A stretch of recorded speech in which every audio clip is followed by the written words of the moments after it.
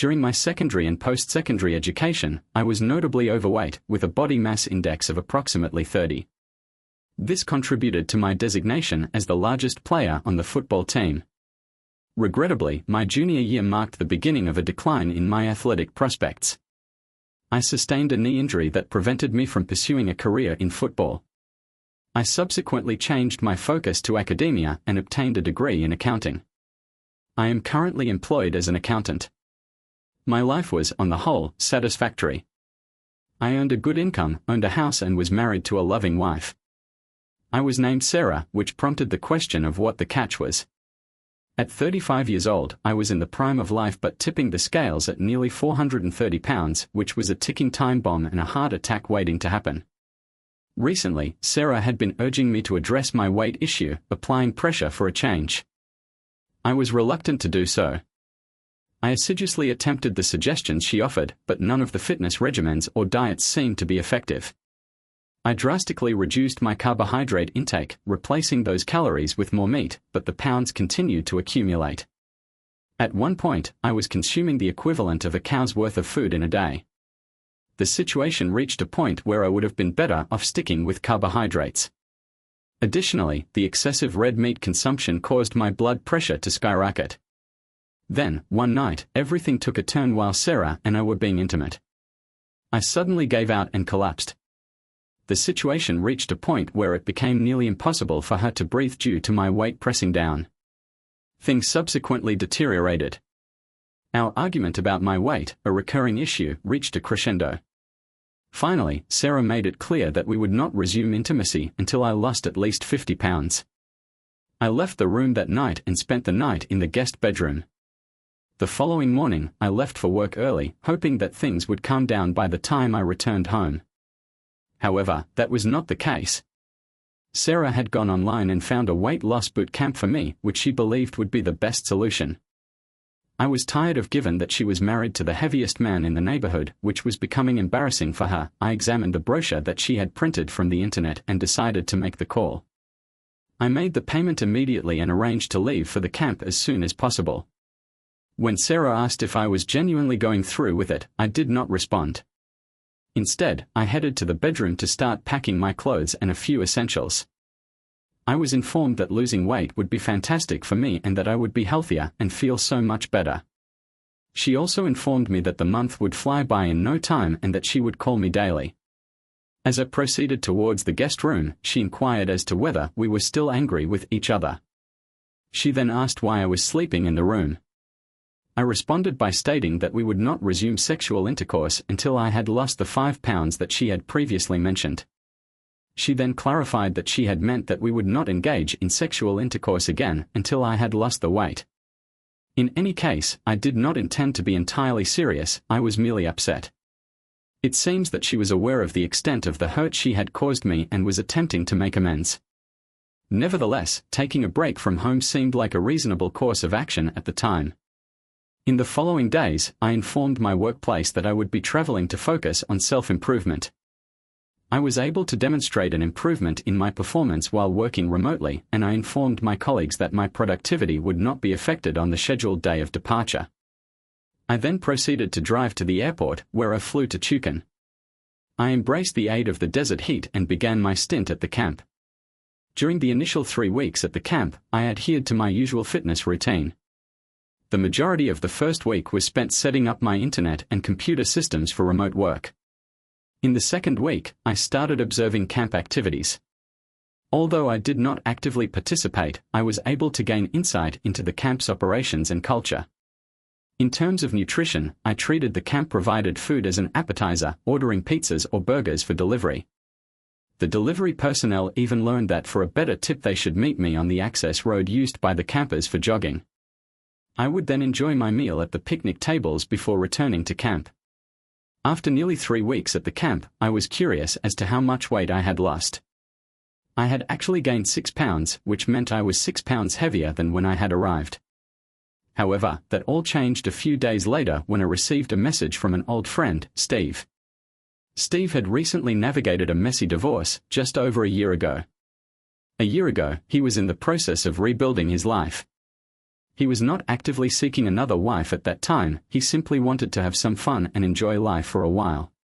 He sent me a text message in which he shared that he had recently been on a date at a nightclub with a woman who was considerably younger than he was. He was more adventurous than she was. Furthermore, he believed he had observed Sarah at the same club with another man. He was intrigued and approached them to confirm his suspicion. Indeed, it was her. She was out with an unfamiliar man who was openly affectionate with her. In response, he discreetly took a few photos. The photographs served as evidence, although I was aware that I might be reluctant to believe his account when I saw the pictures. Nevertheless, I was certain that he was telling the truth. I could identify the distinctive necklace that I had crafted for her during our trip to Mexico the previous year. That text message had a significant impact on the purpose of my stay at the camp and on the course of my life. The following day, I took time to reflect on my life and considered the changes I needed to make. I considered myself to be a morally upright person with a good life. However, there were a couple of essential adjustments I needed to prioritize. The most important of these was addressing my weight and self-esteem. The other matter could be addressed at a later date. The following morning, I visited the camp office and had a conversation with the director. I expressed my desire for a life transformation and enrolled in the 3-month intensive program designed for individuals who were approaching morbid obesity. I commenced the program that very morning. My first activity was a leisurely 2-mile walk in the desert with one of the training groups. It was a slow-paced walk intended to kickstart our metabolisms and burn calories before breakfast. The walk was intended to kickstart our metabolisms and burn calories before breakfast. I found this idea somewhat amusing, given that during my high school and college years, I used to run approximately 4 miles daily at a considerably faster pace. However, this experience served as a stark wake-up call, reminding me of how much I had declined and that I was no longer the toned and athletic football player I once was. I found it challenging to complete the 2-mile walk, and by the end, I was unable to maintain the pace. I received encouragement from a couple of women who appeared to be in their early 50s. Upon my return to camp, I was met with praise from older women who had passed me. I was visibly perspiring and experiencing difficulty walking due to my old football injury, which had flared up as I entered the cafeteria. Some of the friends I had made at the camp called me over, surprised to see me in such a sweaty state. Despite their friendly gestures, I chose to sit alone at a table in the back. In order to pursue my newly found determination, it was necessary for me to distance myself from any negative influences. For breakfast, I consumed half a glass of orange juice, 1 slice of toast, half a cup of fresh fruit and 2 pieces of low-fat turkey bacon. Despite this, I still felt hungry afterwards. However, I had genuinely made up my mind to make a change. Following breakfast, we had an hour of free time before our first. During the workshop, I contacted a private investigator to obtain information about Sarah. While this task was not particularly enjoyable or eagerly anticipated, it was a necessary step in determining the extent of her involvement with the other individual and whether there were additional parties involved. My feelings for Sarah remained strong, and upon reflection, I could somewhat to gain insight into the emotional distress she might be experiencing, depending on the extent of her involvement with this individual. There might be an opportunity for us to navigate this challenge collaboratively. As I proceeded to the workshop, I made the conscious decision to actively engage with the speakers who had been scheduled for our session. This time, I listened to the stories of former campers who had successfully lost a significant amount of weight and managed to maintain that loss. Many of them had made substantial life changes. The majority of participants attributed their transformations to a single event, person, or incident that had provided them with the motivation and focus to change. I realized that learning about Sarah's infidelity had been my motivating incident, but I understood that my transformation was not solely for her benefit. It was for my own benefit, too. Throughout my high school, college, and time with Sarah, I had never really needed to introspectively examine myself, as despite having been in relationships for an extended period, the prospect of losing her prompted me to acknowledge that there were aspects of myself that needed improvement. Soon after leaving the workshop, my phone rang, and it was Sarah, making her daily call. I had not spoken to her for the past 2 days, since my conversation with Steve, as I was still too hurt to talk to her. She greeted me warmly, asking where I had been and why I had not answered her calls. She expressed her feelings of longing for me. I informed her that I had been attempting to balance work and weight loss efforts at the camp, which had proven to be quite challenging. She reassured me, stating, "Don't worry, you'll be home in 2 days, and this will all be behind us." In response, I firmly stated, "No, Sarah. I have not yet lost the 50 pounds, so I will not be returning home." She replied, "James, that was just a random number. I miss you, and I want you to come. Upon my return home, I am indifferent to the fact that you have only lost 2 pounds. I have achieved my objective, and you are earnestly striving now. If you are truly dedicated to losing weight, you can do so just as effectively at home." I reiterated my position, stating that a deal is a deal. I will not be returning until I have lost at least 50 pounds, or perhaps more. She latched onto her choice of words, specifically when she mentioned she had gotten what she wanted. Despite my determination, she continued, "Don't be so stubborn. You can continue your weight loss journey at home. Moreover, I have been reflecting on some things and I am imploring you to return home. My decision is irrevocable. The challenge of balancing work and my weight loss journey here is considerable. As a result, we may need to reduce our frequency of communication until I have completed this process. I am doing this for both of us because I do not want you to feel embarrassed because of me any longer. I now understand how difficult it must have been for you, having an overweight mind following you around all this time just because he loves you." In response, she said, "I shouldn't have said that. I was just angry." I ended the phone call. I changed into sweatpants and a sweatshirt in preparation for our morning exercise class. Upon arriving at the gym, I decided to take a different approach.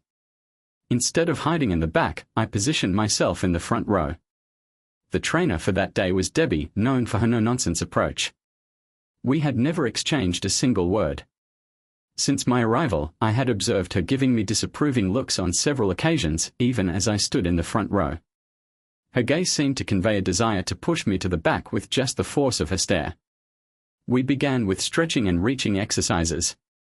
I struggled not only to touch my toes but even my knees. Despite my earnest efforts, I was already perspiring profusely before the commencement of the scheduled exercises. During the preliminary warm-up session, the humiliation commenced. We initiated the session with light leg lifts, aiming to elevate our knees to waist height.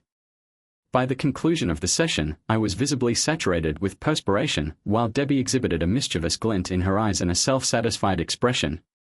Her eyes glinted with malice and a cruel smile played on her lips. We proceeded to perform bicep curls and she compelled us to the point of exhaustion, preventing me from raising my arms any higher. However, I persevered. As we got down on the mat, I experienced further embarrassment. In my prime, I could bench press over 200 pounds, but on that day, I could not manage a single push-up. I was only able to complete 1 repetition while standing, before collapsing. Debbie's expression conveyed her satisfaction as I left the gym. I took a shower before lunch. During the break, I visited the clinic to have my knee examined. It was diagnosed as a minor strain and they applied a bandage. The morning's exertion had pushed the muscles around the joint further than they had been. The doctor advised icing the affected area for a couple of days, reassuring me that it would be fine to walk on it the next day. However, he cautioned against overdoing it. This routine continued for the next week. I adhered to the provided meals, avoiding desserts and only indulging in snacks when absolutely necessary. The initial 5 days were incredibly challenging. I became aware that I had become the subject of jokes and laughter. After spending 3 weeks at the camp, I felt that the results were well deserved. By the end of my first week of dedicated effort, I had lost 8 pounds. Additionally, I received my first report from the private investigator during that same week. He provided me with photographs, some of which were taken at a restaurant where Sarah had dined with the individual in question. He even had a recorded conversation featuring her. There were also photographic evidence of her entering a motel room with him, along with details about the duration of their stay, revealed their intentions with unmistakable clarity. Intriguingly, the act of her being intimate with him did not elicit a stronger emotional response than overhearing some of the disparaging remarks she made about me behind my back. The man had inquired about the circumstances that led her to finally give him a chance after his persistent pursuit for several months. It was surprising that I had not been informed of this by her, indicating that she had been keeping secrets for an extended period. It would appear that she had known this individual since her college days, but their involvement had only recently begun. She confided in him that she was weary and embarrassed by me, claiming that I was no longer able to satisfy her physically. Consequently, she had sent me off to camp in order to explore a relationship with a more suitable partner. Additionally, she inquired about the means by which he had managed to conceal their affair from his wife. He disclosed that, like her, he held the dominant role in his marriage, and that his wife had obediently followed his lead without questioning him. This revelation caused me significant distress, leading me to conclude that there was nothing left to salvage in our marriage.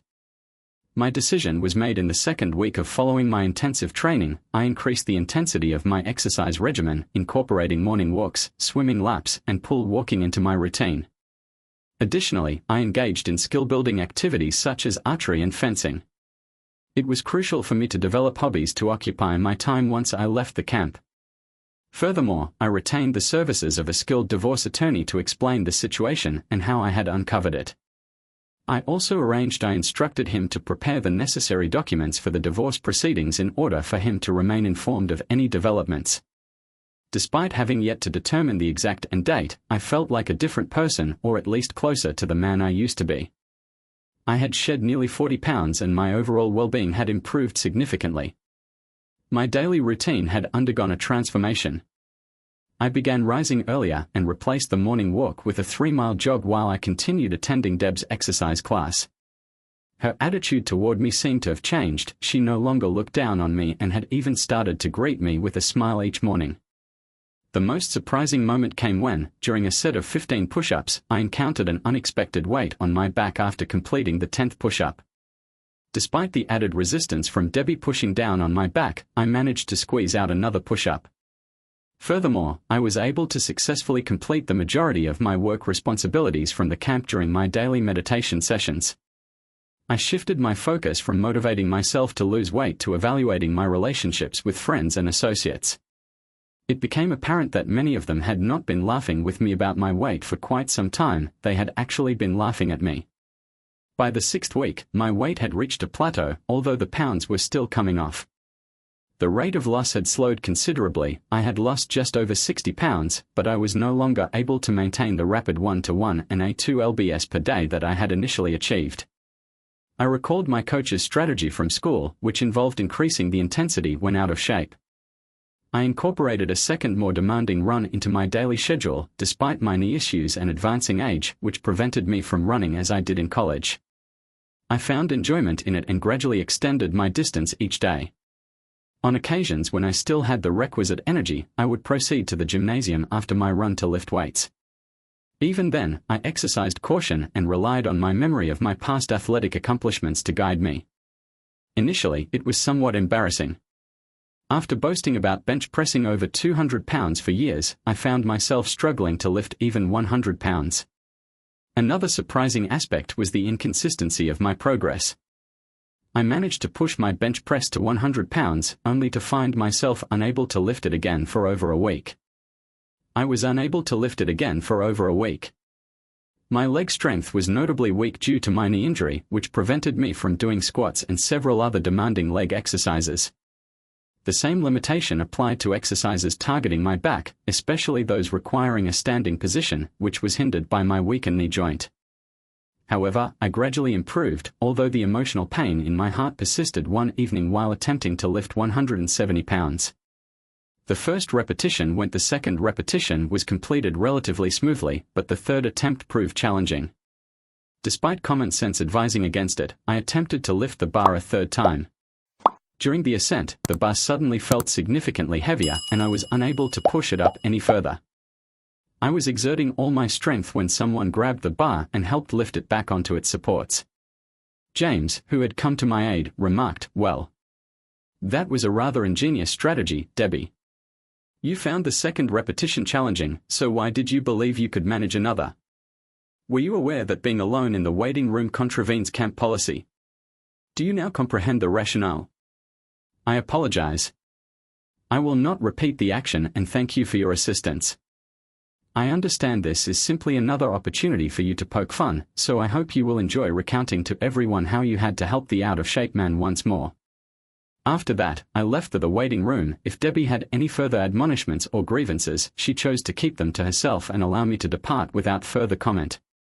The following day, after breakfast, I began to explore alternative exercise options, seeking a different workout group apart from Keijo. I observed a yoga class, a Pilates group, and a step aerobics class, which appeared enjoyable and had a higher proportion of female attendees. As I was about to join the step aerobics class, I heard a voice behind me. "I would be genuinely disappointed if you entered there, James." Upon turning around, I saw Debbie standing there. She was dressed in her usual class attire and her gaze was fixed on me. She suggested, "Why don't you attend my class today, like you usually do?" She then proposed a conversation with me, stating, "You can do as you please tomorrow." I agreed and extended my hand, which she took. We returned to a workout room and participated in her class. She instructed me to take a shower and meet her there. Debbie instructed me to wait back there. Half an hour later, I stood in front of the workout room, awaiting Debbie's return. I was uncertain about her intentions. Perhaps she intended to reprimand me once more about the risks of exercising alone, emphasizing how it violated the camp's safety regulations and could result in expulsion. She might even mention her obligation to report me to the camp director. Regardless, nothing could make me feel worse than the news I had received earlier that morning. The investigator had informed me that Sarah had brought her new partner to our home the previous night and he had spent the night as I contemplated how to deal with Sarah's actions. Despite Debbie's drill sergeant demeanor, Debbie's arrival completely erased her from my thoughts. Debbie had a certain allure. She stood at around 5 feet 2 inches and had 2 breasts. Her hair was jet black and her eyes were grey. She possessed a unique charm. My favorite sight is when she turns and glances over one shoulder, her hair falling to frame one side. Her gaze is fixed upon you and it seems as though she is peering into your soul, assessing your resolve to persevere with the exercise beyond the limits you had previously perceived. While her bust is not particularly voluminous, it is well proportioned and informs the style of attire she favors. This is a significant factor in the popularity of her classes, which are challenging but attract a significant male following. Her physique is a further topic of interest. The story goes that her posterior is toned and firm, to the point where one might be able to bounce a quarter off it. There is a rumor that she might be a lesbian, but her classes remain packed when she arrives in loose-fitting sweatshirt and jeans. One day, she wore a different outfit to what I had previously seen her wear. She had her hair pinned up on top of her head and wore oversized sunglasses. In my opinion, that outfit would be suitable for a trip to the mall or running errands. However, on Debbie it ignited a whole new realm of fantasies. She appeared more human and perhaps even vulnerable. She smiled at me and gestured towards the exit, which puzzled me because I had thought we were going to have a conversation. She assured me, "Relax, James. You're not in trouble and there won't be any repercussions. I just wanted us to talk. When I need to think, I typically hop in my Jeep and drive out into the desert.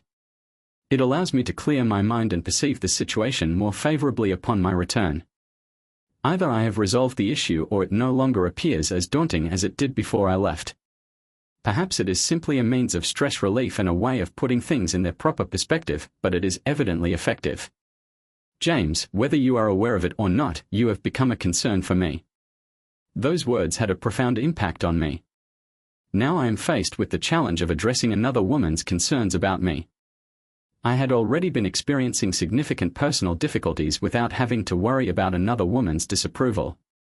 She led me. I proceeded to the rear of the facility, where I observed a black Jeep Wrangler parked.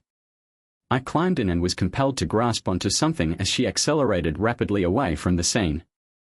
As soon as the door closed, we traversed the highway for a brief moment before she abruptly turned onto an unmarked, unpaved road that I would have otherwise overlooked. We proceeded at high speed through sparse vegetation, continuing onward until suddenly, the terrain ahead was revealed to be sandy, extending as far as the distant mountains. She then shifted the Jeep into four-wheel drive and slowed down as the road became uneven and remained unpaved. The vehicle was equipped with four-wheel drive and decelerated as the road surface became uneven and remained unpaved. The driver appeared to be aware of the destination, so I maintained my grip on the vehicle. Eventually, we reached the edge of a medium-sized canyon. She then proceeded to engage the parking brake, disembark from the vehicle, and traverse the terrain to reach the edge of the canyon. There, she observed her surroundings with a discernible intensity before turning to address me. "James, what is occurring with you?" she inquired. "When you initially arrived here, you were perceived as an overweight, privileged young man who did not prioritize this environment with the necessary gravity. Consequently, I did not prioritize you in return. You were known for your conference calls, late-night pizza runs, and associations with the class clowns. We have encountered approximately 100 individuals with similar characteristics. Each year, a similar cohort of individuals arrives at this facility in a state of relative physical unpreparedness. While some may shed a few pounds if they are fortunate and then return home to boast about their resilience, some make this a yearly ritual. However, there has been a notable shift in recent times. You, in particular, have undergone a transformation. The first day you attended my class, you were already standing at the front, and from the outset, it was evident that you were a cut above the rest. Despite my initial reservations, you demonstrated an unwavering commitment and left the session visibly exhausted. I had assumed that this was a one-time occurrence, but I have observed a remarkable transformation over the past few weeks. Not only have you lost a significant amount of weight, but you have also achieved a remarkable level of physical fitness. You are now at a point where you are no longer overweight. You have reached a level of fitness that is significantly improved from when you first arrived. This is an outcome that I had not anticipated.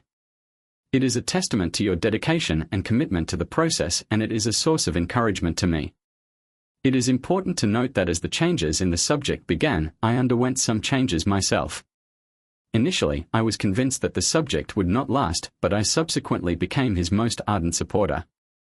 I observed the subject's nighttime desert runs and weightlifting sessions, which led me to be present the other night when he pushed himself too hard.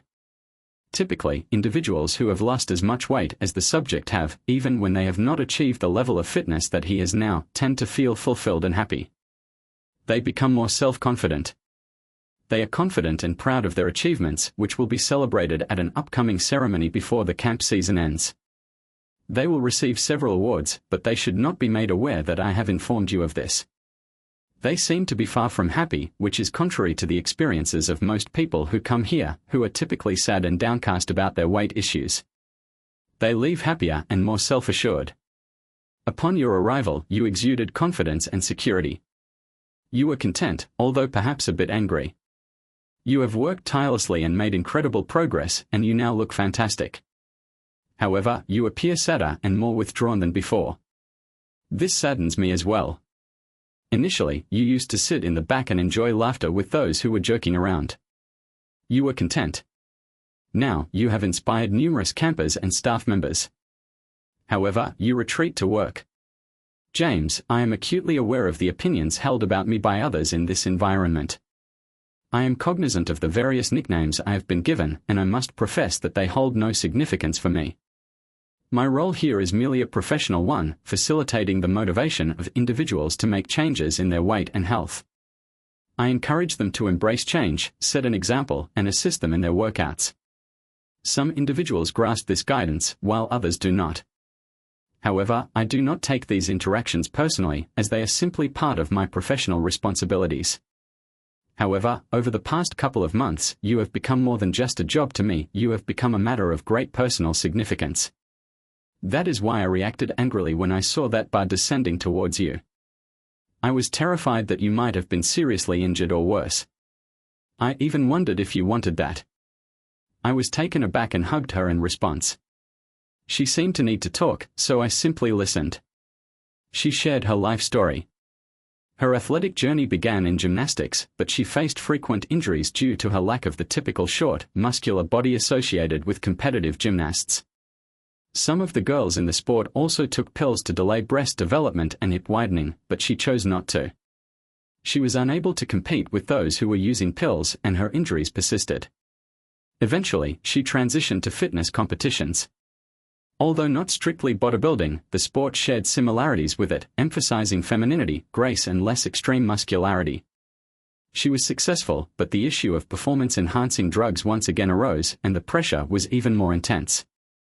Women who won competitions and secured endorsements were involved in less than savory dealings with sponsors and judges.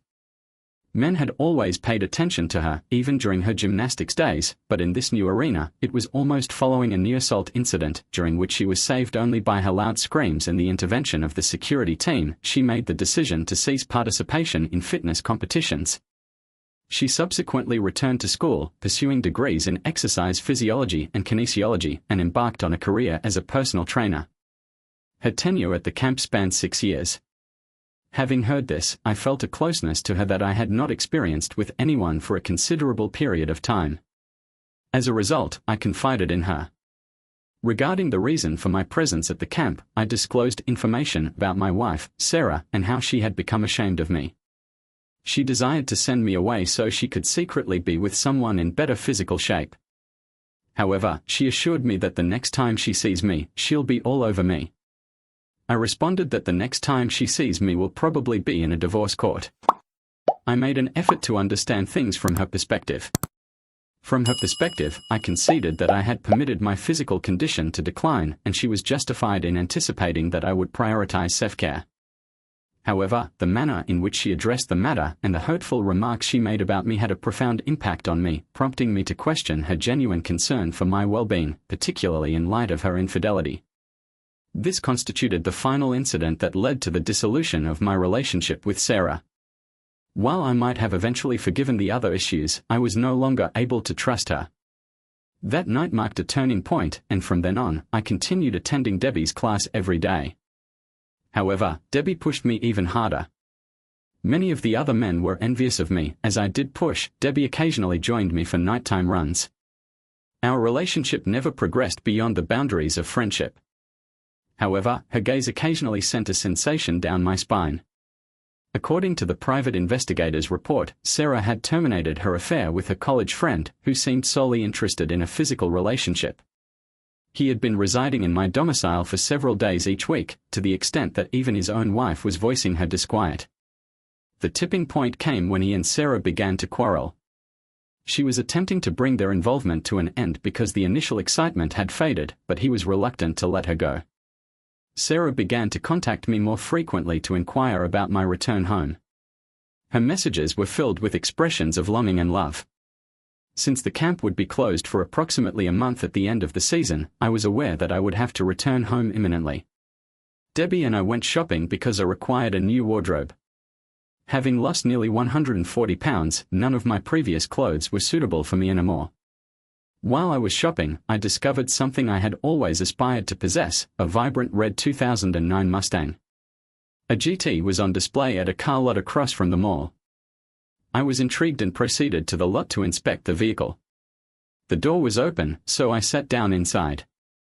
I was taken aback by the contrast between my experience over 100 pounds ago, when I struggled to fit into my old car, and my experience now, when I could easily slide in and out of this car that I had grown to love. I sought out a salesman and initiated the paperwork. Once he checked my credit and I arranged a transfer from my account and subsequently drove away from the lot in my new acquisition, with Debbie trailing behind me in her Jeep. Upon securing my new vehicle, I proceeded to make a few calls to my private investigator and lawyer. I informed them about the upcoming ceremony and requested that they ensure the divorce papers were prepared and delivered to me at the camp by a messenger. Following this, I contacted Sarah. She informed me that the camp would conclude over the weekend, culminating in a ceremony for the families and friends of the campers. She expressed her enthusiasm about seeing me again, but I cautioned her not to get overly excited, as this might not be a joyous occasion for her. She replied, "James, in the past few months, I've come to realize that appearance isn't everything. It's more important to be with. It is important to have someone who loves and supports you regardless of their weight or physical appearance. Therefore, even if you have only lost a single pound, it is time for you to return home so that we can move forward with our lives. I love you and I miss you. I have had ample time to reflect on what I truly want and need in my life. I have missed my big, strong husband." With that, we concluded our conversation. She remained oblivious to me. The awareness of her infidelity continued to act as if everything were normal between us. I chose to keep my knowledge to myself over the next few days. During this period, I took several significant steps to reshape my life and career. Some of these actions I kept hidden even from Debbie. With regard to Debbie, she underwent a noticeable transformation as the ceremony drew nearer. The night before the event, we had dinner together. I expressed my gratitude for her unwavering support and inspiration.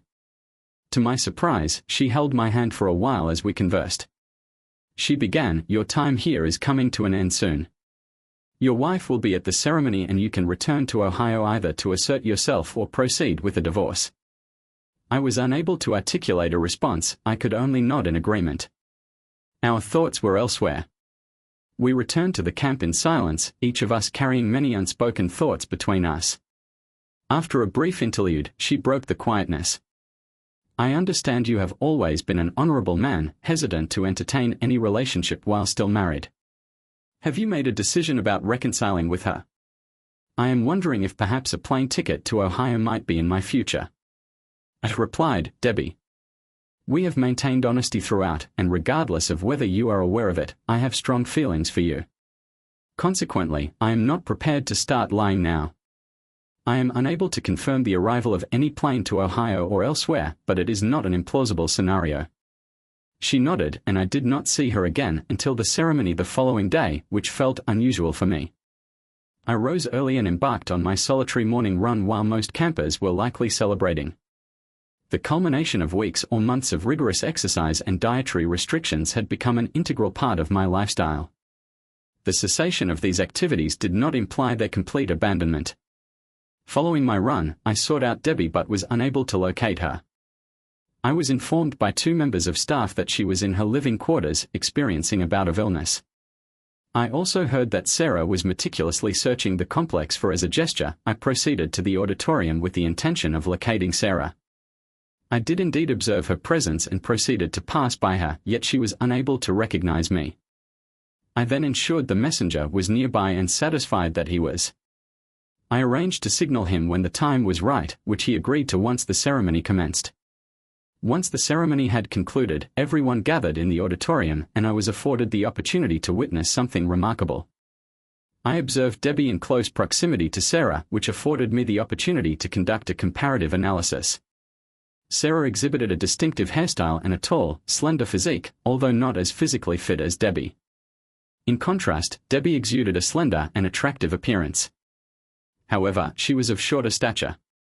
Debbie was engaged in conversation with an individual, seemingly discussing Sarah, and I overheard her reaction, which was intense.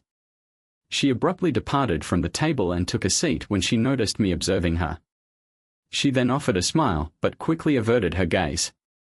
I could not help but laugh. It was evident that she believed I was merely an unknown individual attempting to flirt with her.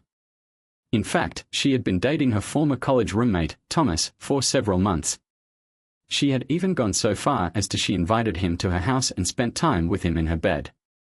However, she now acted as if she was too virtuous to receive a stranger's attention. Life is unpredictable. As the ceremony unfolded, Sarah became animated every time she heard my name mentioned, attempting to catch a glimpse of me.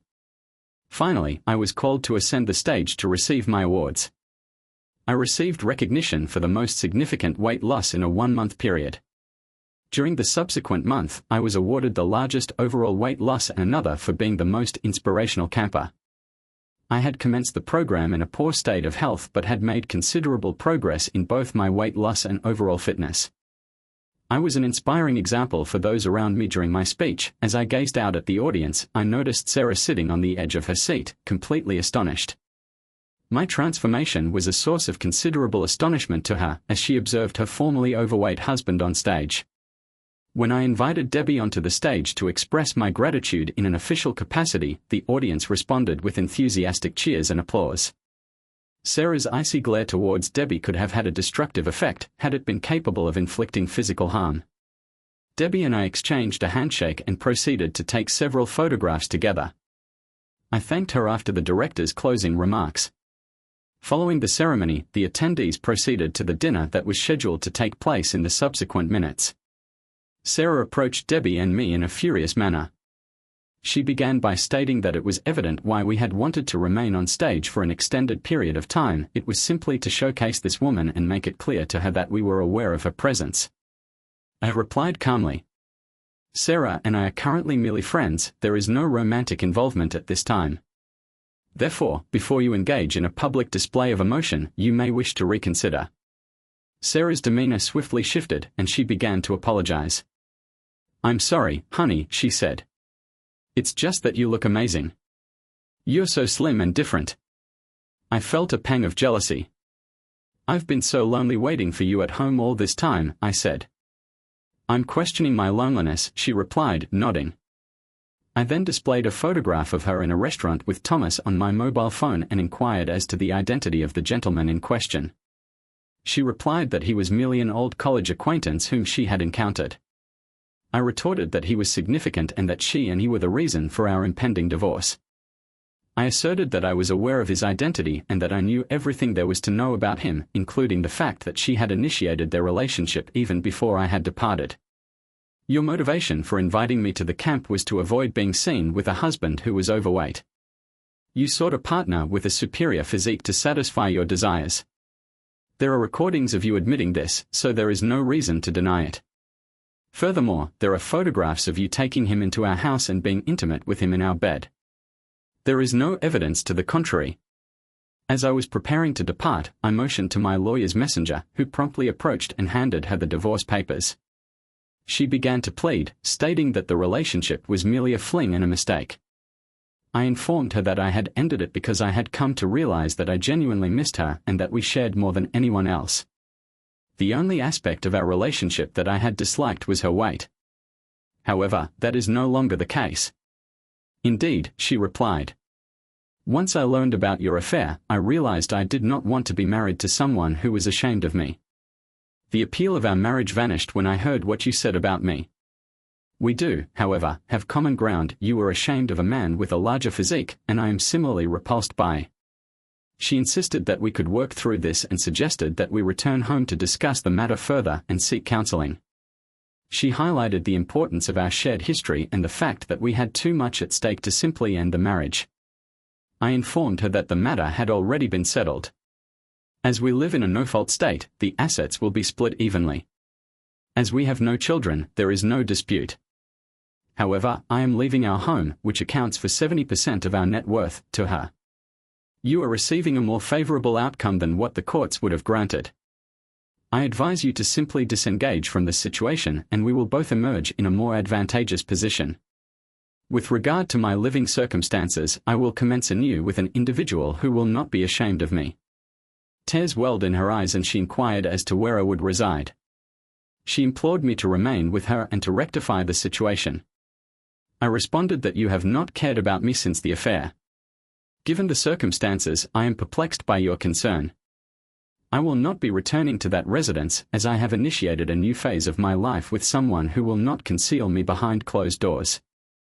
I have lost over 140 pounds here, but you have lost a husband who would have loved you forever, a wonderful home, and the family we could have had, all for a brief sexual encounter. My weight is the sole reason for your actions. I consider it to have been merely a pretext. In my view, you are the genuine victor, given the words you uttered. I subsequently terminated all contact with her, and our only communication thereafter was via our respective lawyers until the divorce was finalized. I did, however, receive a call from her father, who inquired as to whether he could visit with the intention of reconciling.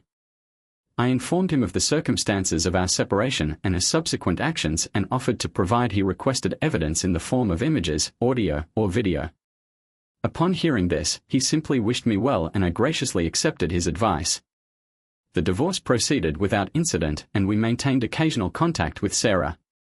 Eventually, Debbie and I acted on our feelings and became a couple. We now lead a happy life with our family.